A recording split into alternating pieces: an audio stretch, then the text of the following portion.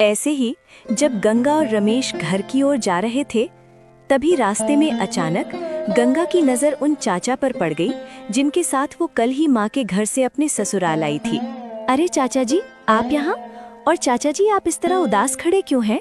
अरे बेटी, अब तुझे क्या ही बताऊं। जब से वो रिक्शा चलने लगा है ना, तब से बैलगाड़ी में जाने के लिए सवारी ही नहीं मिलती।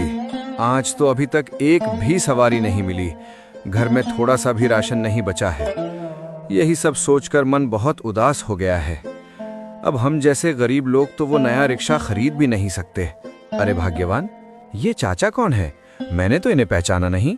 अरे जी, कल जब मैं घर आ रही थी तब इन्हीं चाचा जी ने अपनी बैलगाड़ी में मुझे घर तक छोड़ दिया था।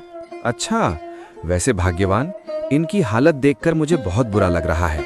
और जैसा इन्होंने बताया कि आज इनके घर में थोड़ा सा भी राशन नहीं है, तो क्यों ना हम जो सामान अपने घर के लिए लाए हैं उसमें से इन्हें दे दें। इससे इनकी मदद भी हो जाएगी और हमारे लिए थोड़ा सा सामान रख लेंगे। अरे जी, आपने तो बिल्कुल मेरे दिल की बात कह दी। चलिए, हम अपने सामान में से इन्हें कुछ सामान दे देते हैं। चाचा जी, क्या आपके पास थैला है? आप हमारे सामान में से कुछ सामान ले लीजिए। हाँ बेटी, मेरी बैलगाड़ी में हमेशा एक थैला रखा रहता है। चाचा जी के ऐसा कहने पर गंगा ने अपने थैला से कुछ सामान निकाला और आदरपूर्वक चाचा जी को दे दिया। बेटी, तुम दोनों का दिल सच में बहुत बड़ा है। तुम दोनों का दिल से बहुत बहुत शुक्रिया। अगर आज तुम लोगों ने मेरी ये मदद ना की होती तो शायद आज घर पर सभी को बिना खाए ही रहना पड़ता।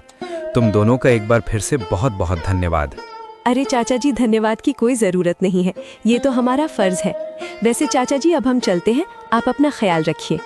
ऐसा कहकर गंगा और रमेश अपने घर की ओर चल पड़े।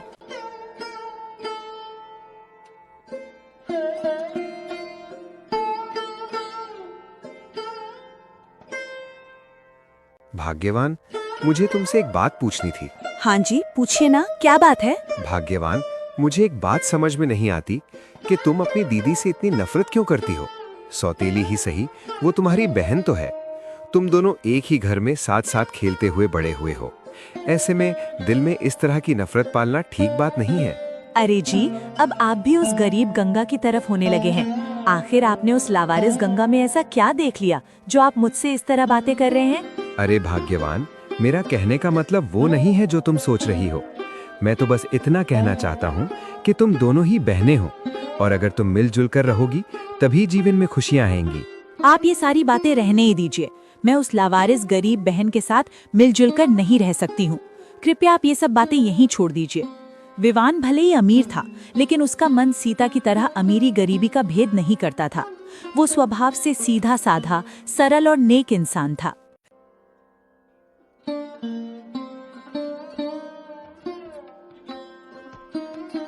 रामलाल अकेले चारपाई पर हाथ बांधे बैठे थे और मन ही मन खुद से बातें कर रहे थे। पता नहीं भाग्यवान और सीता गंगा से क्यों इतना नफरत करती हैं। सौतेली हुआ तो क्या हुआ, वो भी इसी घर की बेटी है। आज जो मैंने बाजार जाते देखा, उसके बाद तो सीता ने हद ही कर दी। सबके सामने बाजार में अपनी दीदी से वैसा व्यवहार कौन करता है भला। अब ऐसे और नहीं चलेगा। मुझे रमेश से मिलकर अच्छे से बात करनी पड़ेगी। इसी तरह रामलाल जब खुद से बातें कर रही होती है, तभी माया उनके पास आ जाती है और उनसे कहती है, अरे जी, ऐसे अकेले अकेले बैठकर इतना क्या सोच रहे हैं आप? नहीं भाग्यवान, कुछ नहीं। वैसे मैं सोच रहा हूँ कि कल एक बार गंगा के घर होकर आऊं। उस दिन भी बेटी गंगा मेरे पहुंचने से पहले ही चली गई थी, इसलिए उसे ठीक से मिल नहीं पाया। रमेश से भी मिले हुए बहुत दिन हो गए हैं, तो कल एक बार जाकर आऊंगा। वाह, उस लावारिस के घर जाने का तो आप सोच रहे हैं, लेकिन मेरी बेटी सीता के घर भी तो आप जा सकते हैं। भाग्यवान, मुझे इस समय कोई बहस नहीं चाहिए। कुछ बातें दिमाग लगाकर भी सोचा करो। उस दिन मैंने सीता और विवान को खाना वाना खिलाकर अच्छे से घर के लिए रवाना किया था, लेकिन गंगा से जाते वक्त मिल भी नहीं पाए। खैर, ये सब तुम्हें कहकर भी कोई फायदा नहीं। अगर खाना बन गया हो तो चलो दोनों मिलकर खा लेते हैं। रामलाल के ऐसा कहने पर माया ने कुछ नहीं कहा और दोनों खाना खाने रसोई में चले गए।